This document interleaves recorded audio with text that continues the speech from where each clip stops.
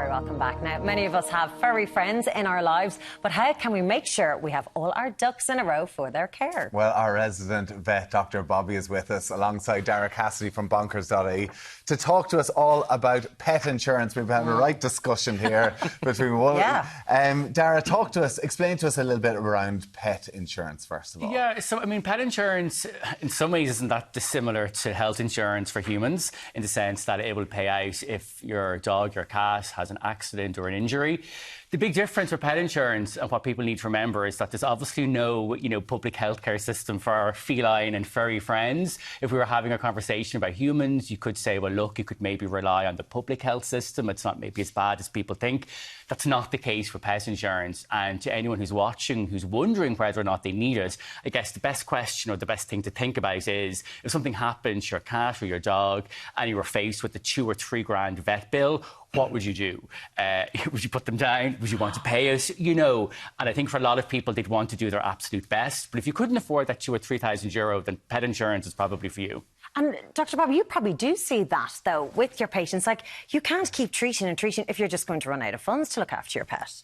Yeah, I think not even that, but just the diagnostics. So as a vet, one of the important things is you bring your animal that's sick to us, and we're trying to give you answers of why they're not eating, why they're having problems going to the toilet, why they're lethargic.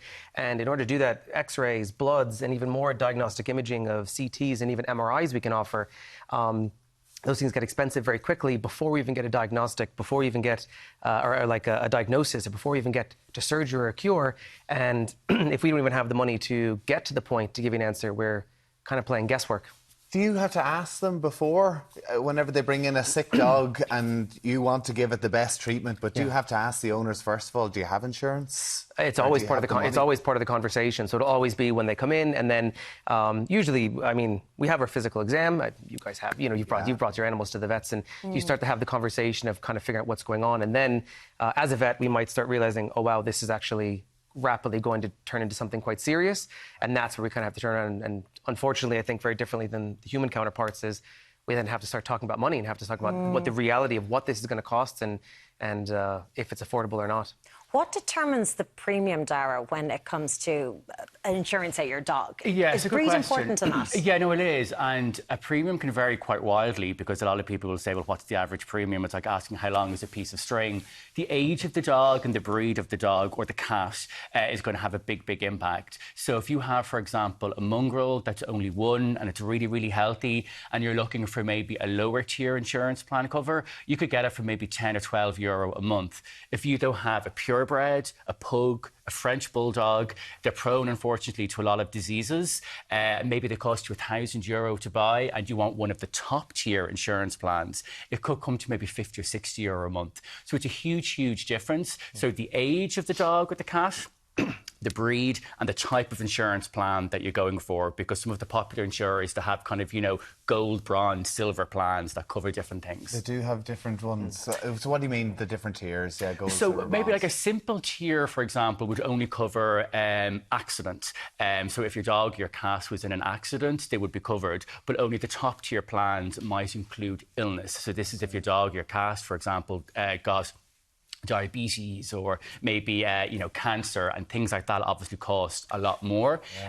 With some of the top tier plans, there'll be things like holiday cancellation cover. So if you have to cancel a holiday because something happened to your animal, there'll be a payout. And a lot of the policies also include public liability insurance. When I was chatting to some dog owners, they were almost saying this almost gave them as much cover as the vet cover. So this is what happens if, for example, your dog causes an accident or an injury to someone else and you get sued.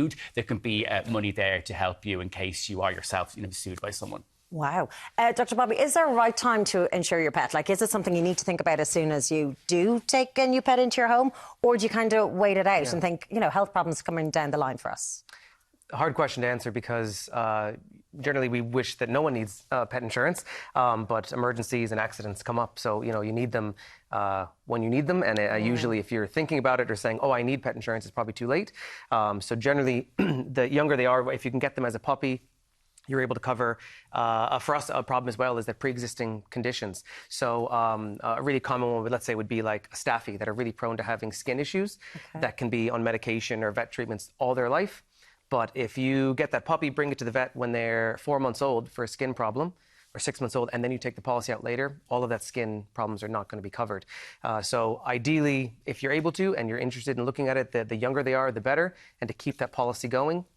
And then, as we were kind of talking about earlier, I believe most of the policies cap age at anywhere from 5 to 8 years old. Okay. So if your dog is getting a bit older, it's probably good to get them covered before you lose the eligibility to even sign them up for that. Oh, so it stops at 8? Okay. Yeah, but so it depends on the breed. Like bigger breeds, like Great Danes, for example, which unfortunately don't live very long. If you want to insure them, you need to do it before they hit 5 with some insurers. Yeah. More healthier breeds, it's until maybe they're 8. So, so usually, the best advice is do it as soon as possible.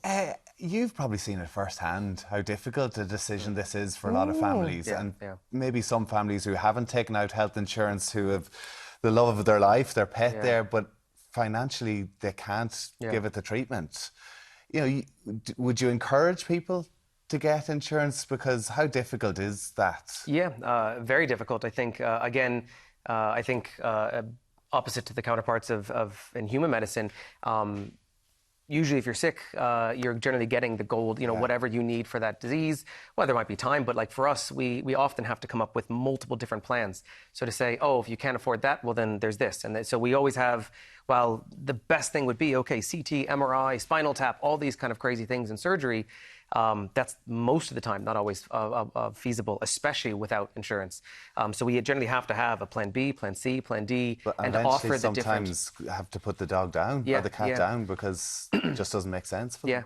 And definitely when we have to, one of the conversations has to be, and one of those plans is humane euthanasia, is that we have to look at the welfare of the animal, the pain. If we can't stop the suffering of them, we have to be able to offer that to them. I had a friend's cat who got pancreatitis. We were talking about it over the weekend, and he had to get a scan, a few blood tests. So it came for €1,000. It kind of adds up quite quickly. Now she had health insurance, pet insurance, but it's not cheap. A lot of these scans and a lot of these diagnostics.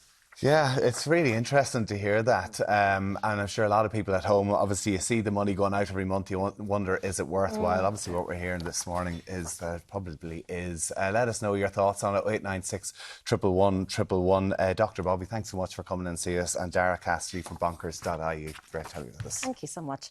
Up next, a shocking new study reveals that 1 in 3 teens are feeling unhappy. Psychotherapist Coleman Noctor joins us to help us unpack what's really going on. Get in touch with us on anything we're discussing this morning. 0896 111 111. We'll see you after the break.